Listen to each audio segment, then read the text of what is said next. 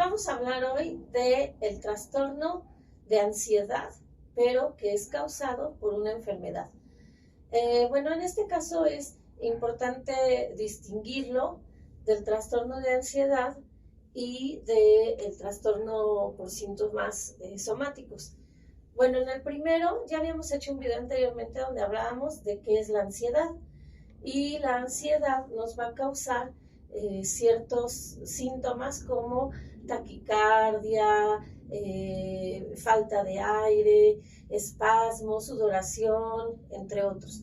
Y puede ser generalizada o por algún aspecto. En este caso, aquí es donde vamos a hablar precisamente del trastorno de ansiedad, pero cuando se manifiesta en relación a una enfermedad. Bueno, en el Manual Estadístico de Psicología, en el DSM-5, nos señala que existen algunos criterios para poder distinguirlos. El primero consiste en que la persona va a tener un miedo irracional por enfermarse o por contraer alguna enfermedad. Y que esta enfermedad además no solo es una enfermedad pasajera como una gripa, una tos, no, tiene que ser en este caso una enfermedad grave. La persona entonces va a sentir una gran preocupación o un gran temor por una enfermedad, pero que es grave, que puede ser mortal. El segundo criterio que nos señala, bueno, aquí nos señala que además de ello no existen síntomas somáticos. ¿Qué quiere decir esto?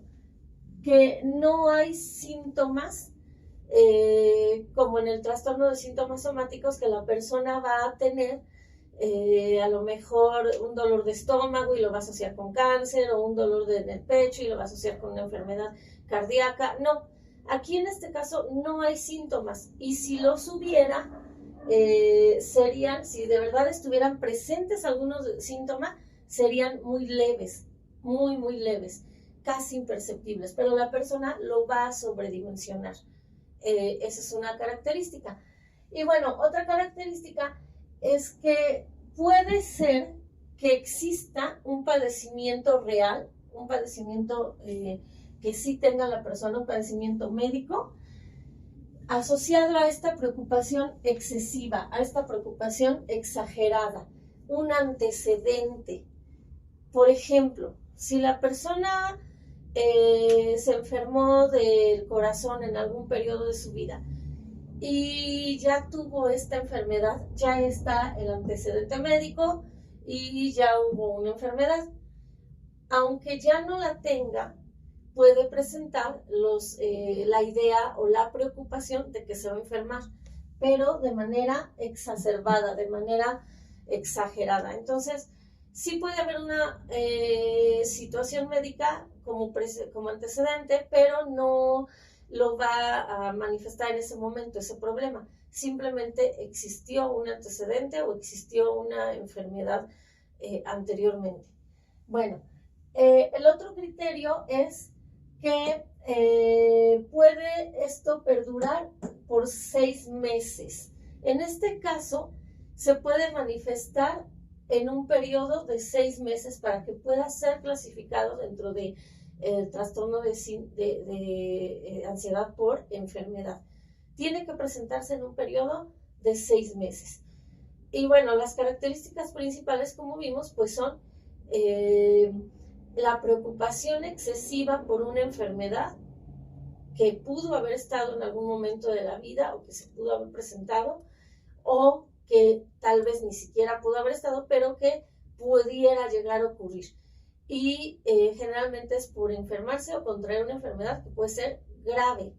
Aquí hay que identificar la dimensión. La persona va a creer que es una enfermedad grave.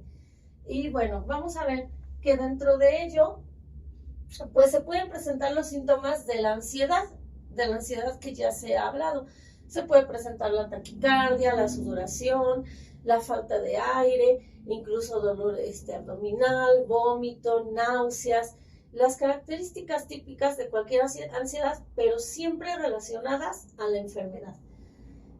Podemos tener que los síntomas cognitivos, recordemos que lo cognitivo tiene que ver con el pensamiento, Bueno, los síntomas cognitivos son la autoobservación excesiva. La persona se va a estar observando excesivamente, va a estar observando su cuerpo.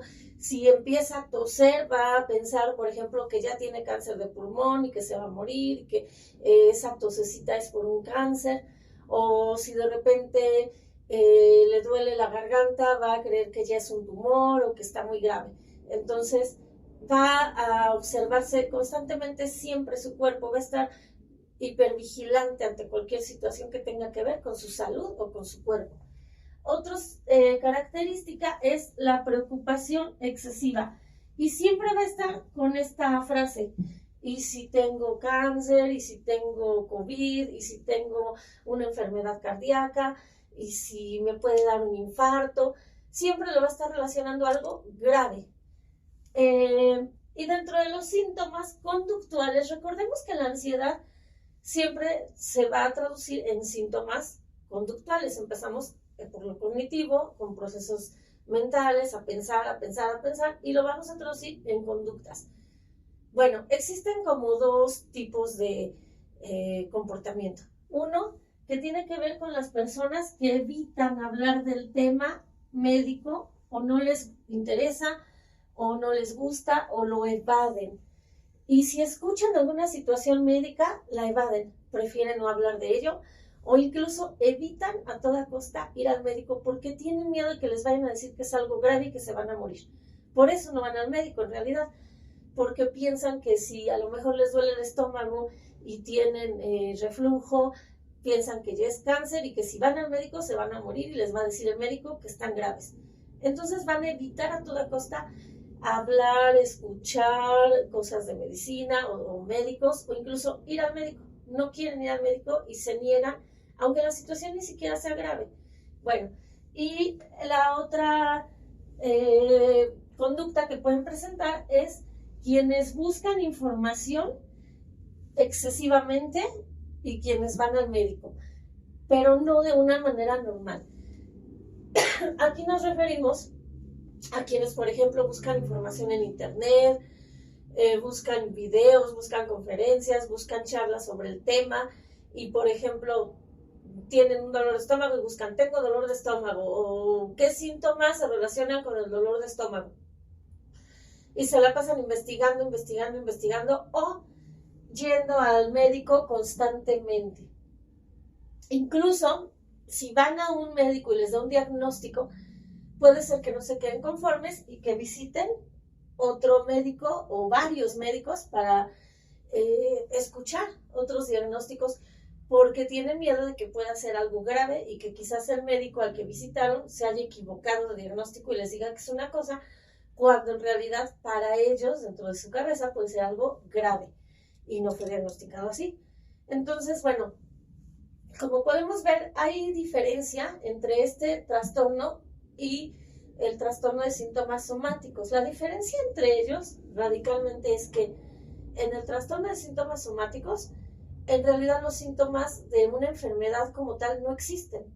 No hay una enfermedad. Aquí la persona los genera, no existen. En este caso, puede llegar a existir síntomas leves, pero por algún antecedente o por alguna enfermedad real, pero que no es grave. Y la diferencia es que aquí la persona siempre va a pensar que es algo grave. Y bueno, como siempre, pues es importante que estemos acompañados de la ayuda de un experto, de un psicólogo, de un terapeuta. En este caso, este tipo de padecimientos requieren el acompañamiento psiquiátrico a veces cuando son graves, o el acompañamiento de un psicólogo cuando puede mejorar o corregirse la situación con psicoterapia o con una terapia cognitivo-conductual. Y bueno, por último, te invito a que te suscribas a mi canal. Estaremos hablando de temas de psicología.